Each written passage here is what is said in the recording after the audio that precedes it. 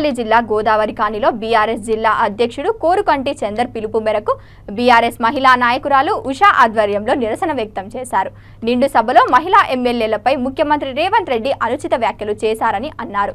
మహిళా లోకానికి క్షమాపణ చెప్పాలని వారు డిమాండ్ చేశారు.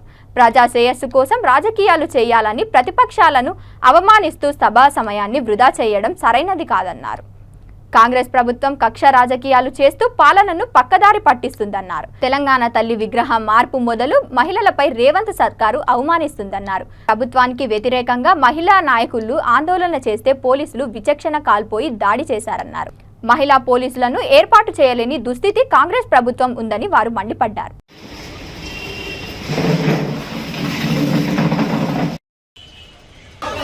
రేవంత్ రెడ్డి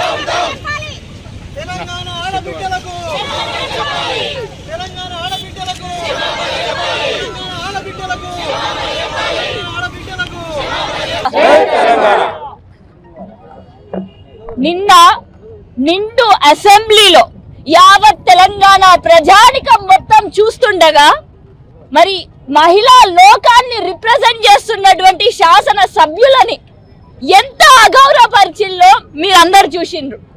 మరొక ముఖ్యమంత్రి హోదాలో మరి తెలంగాణ ముఖ్యమంత్రి గారు, అదే విధంగా ఉప ముఖ్యమంత్రి గారు, ఇంకా కాంగ్రెస్ పార్టీ ఇతర ఎమ్మెల్యే నాయకులు వాళ్ళందరూ మహిళా ఎమ్మెల్యేలను ఆ విధంగా అగౌరవపరచడం అంటే మా మహిళలందరికీ కూడా, మమ్మల్ని అందరినీ కూడా అగౌరవపరిచినట్టే. మరి నేడు తెలంగాణ తల్లి కూడా తలదించుకునేలా చేసింది ఈ కాంగ్రెస్ ప్రభుత్వం. ఇప్పుడు నుంచే కాదు, ముందు నుంచే మనం గమనిస్తాం. తెలంగాణ తల్లి విగ్రహం నుంచి అక్కడ నుంచి మార్పిడి జరిగింది. అసలు మన బీఆర్ఎస్ పాలనలో తెలంగాణ తల్లి మొత్తం కూడా ఆభరణాలతోటి అలంకరించుంటే నేడు అలాంటి తెలంగాణ తల్లికి కూడా ఆభరణాలు కూడా లేకుండా పోయినాయి.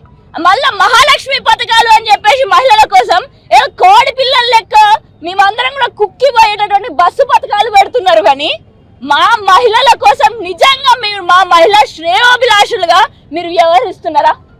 మరి నిన్న ఏదైతే ముఖ్యమంత్రి గారు, ఉప ముఖ్యమంత్రి గారు విరుచుకుపడ్డారో సబితా ఇంద్రారెడ్డి గారి పైన, అసలు మీకు ఏం అధికారం ఉన్నది? మీరందరూ కూడా మీ పదవుల కోసం మీరు అక్కడ డిమాండ్లు చేస్తారు.